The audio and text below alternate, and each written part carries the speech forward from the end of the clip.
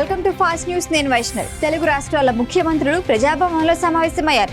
ఇద్దరు ముఖ్యమంత్రులు చర్చించాల్సిన అంశాలపై ఇప్పటికే ఎజెండా ఖరారైంది. 10 అంశాల ఎజెండాను తెలుగు రాష్ట్రాల ప్రభుత్వాలు సిద్ధం చేశాయి. ఈ భేటీలో ఏపీ ఉప ముఖ్యమంత్రి పవన్ కళ్యాణ్ సహా మంత్రులు అనగాని బీసీ జనార్దన్ రెడ్డి, కందుల దుర్గేష్ ఈ భేటీకి హాజరు కానున్నారు. విభజన సమస్యల పరిష్కారం, బకాయిలపై ఇరు రాష్ట్రాల ముఖ్యమంత్రులు చర్చించే అవకాశం ఉంది.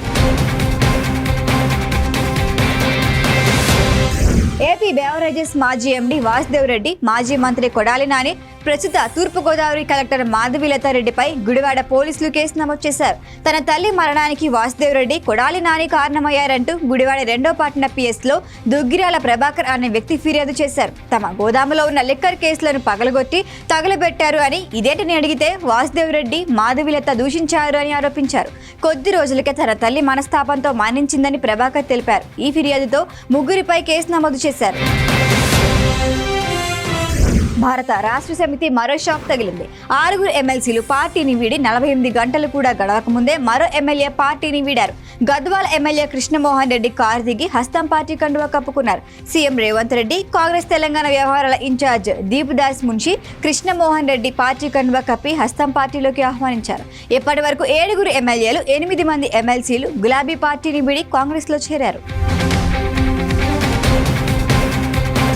బీఆర్ఎస్ ను వీడి కాంగ్రెస్ పార్టీలో చేరిన సీనియర్ నేత కె కేశవరావుకు హస్తం పార్టీ కీలక బాధ్యతలు అప్పగించింది. తెలంగాణ ప్రభుత్వ సలహాదారుగా కేకేను నియమించారు.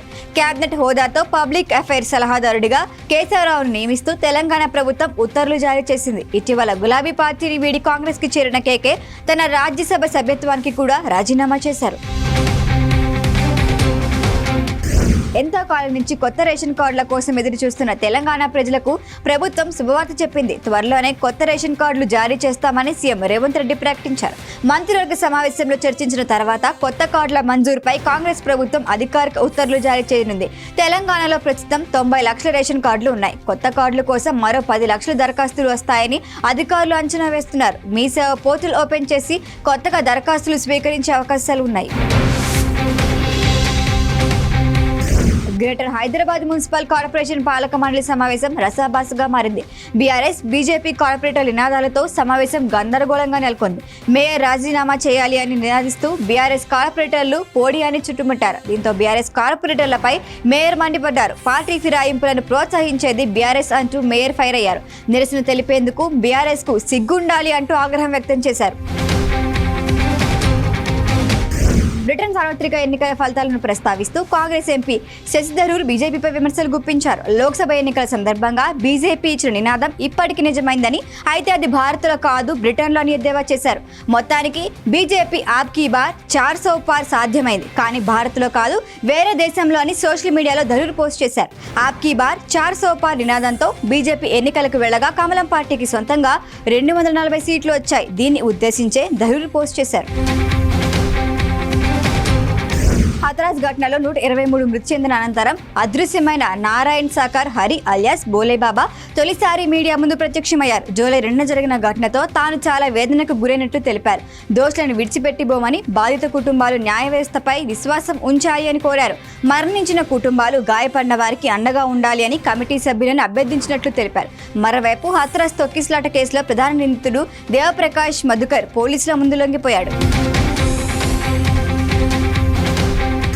ఇరాన్ నూతన అధ్యక్షుడిగా సంస్కరణవాది, హార్ట్ సర్జన్ మసూద్ పెజెష్కియన్ ఎన్నికయ్యారు. హెలికాప్టర్ ప్రమాదంలో అధ్యక్షుడు ఇబ్రహీం రైసీ మృతితో ఆ దేశంలో ఎన్నికలు నిర్వహించారు. ఈ ఎన్నికల్లో అల్ట్రా కన్జర్వేటివ్ సయ్యద్ జలీల్ పై మసూద్ పెజెష్కియన్ విజయం సాధించారు. మసూద్ సుదీర్ఘకాలం చట్టసభ్యుడిగా పనిచేసిన అనుభవం ఉంది. ఎన్నికల్లో మొత్తం 30 మిలియన్ల మంది ఓటు హక్కు వినియోగించుకోగా మసూద్కు 16.3 మిలియన్ ఓట్లు, ప్రత్యర్థి జలీల్కు 13.5 మిలియన్ ఓట్లు వచ్చాయి. లండన్లో లేబర్ పార్టీ చారిత్రాత్మక విజయం సాధించడంతో కీర్ స్టార్మర్ ప్రధానమంత్రిగా ఎన్నికయ్యారు. సార్వత్రిక ఎన్నికల ఫలితాలు వెలువడగానే కీర్ స్టార్మర్ బుకింగ్హామ్ ప్యాలెస్లో రాజు కింగ్ చార్లెస్ IIIని మర్యాదపూర్వకంగా కలిశారు. కొత్త ప్రభుత్వాన్ని ఏర్పాటు చేయాలని కీర్ స్మార్టర్ను రాజు కింగ్ చార్లెస్ III ఆహ్వానించారు. తనకు దేశమే మొదటి ప్రాధాన్యమని, ఆ తర్వాతే పార్టీ అని నూతన ప్రధాని కీర్ స్టార్మర్ తొలి ప్రసంగంలో పేర్కొన్నారు. దేశం మార్పు కోసం, పునర్నిర్మాణం, ప్రజాసేవ చేసే రాజకీయాల పునరాగమనం కోసం నిర్ణయాత్మకంగా ఓటు వేసిన వారికి ప్రత్యేక ధన్యవాదాలు తెలిపారు.